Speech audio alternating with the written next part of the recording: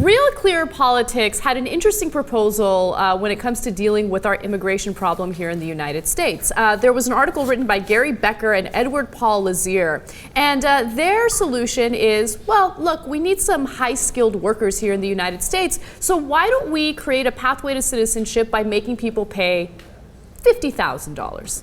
Oh, that's great. Yeah, no, that makes sense. Because the rich didn't have enough of an advantage. So let's just call it what it is, in the United States of rich folks, and you get to come in. But don't worry, you can pay it off.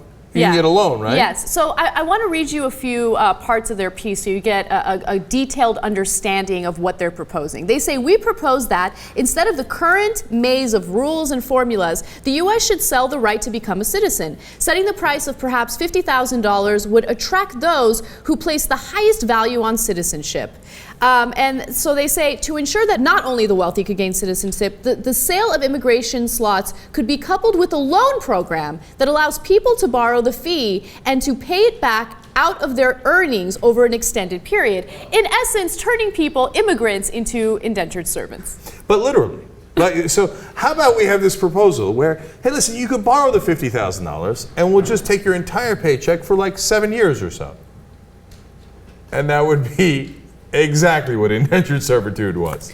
They're amazing, but they use like all this language like, oh, we're just trying to set the right incentives and hence we'll have the right employees, and like all this jargon as if what they're saying makes sense, when in fact, in reality, all they're saying is, we love rich people. We want more money, Lebowski. By the way, our current immigration system already gives, a huge priority to individuals that have a ton of money. There are E1 and E2 visas, and these visas do have to get renewed every 2 years. But basically, if you are investing a significant amount of money into a U.S. business, you get to come here. And usually, especially with an E2 visa, you have to invest at least $200,000. So the rich people already have, an easy pathway to the United States. No, we got to make it easier. And if you're going to work here, listen. And by the way, it's not like the actual rules that they're proposing for pathway citizenship are that much better. You got to work 13 long years under Obama's proposal. That's before he compromises with the Republicans, before you can become a U.S. citizen. You want to give people an incentive to come to the country legally.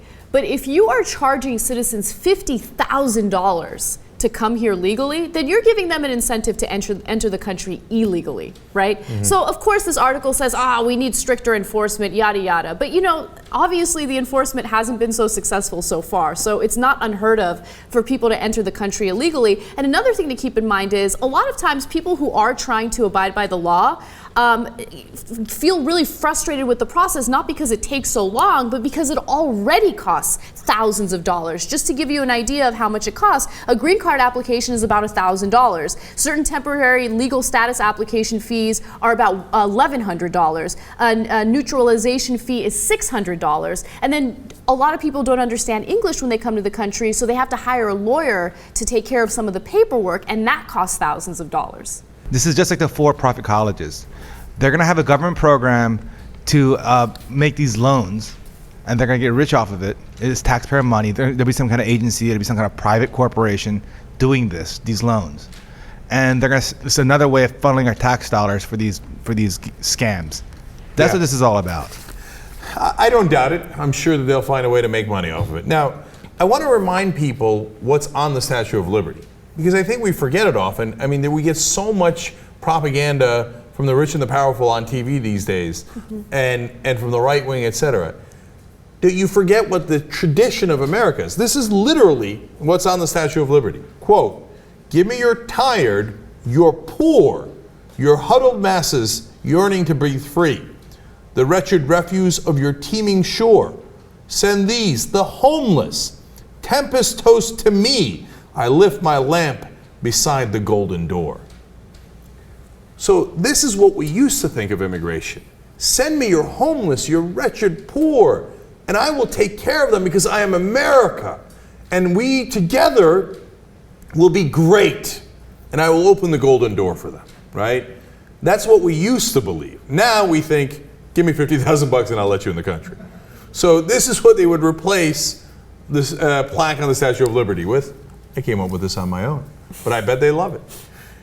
Give me a rich, you're really rich, you're stinking rich, yearning to make even more money. We shall make the wretched refuse work for us for nearly no money, so that our rich might get a little richer with your rich, so that we may build a golden door, or perhaps a golden calf, with all the rich of the world standing on top of the homeless and the despised poor. That would be the new inscription for the Statue of Liberty if the Republicans and the right wing get their way. Welcome to America.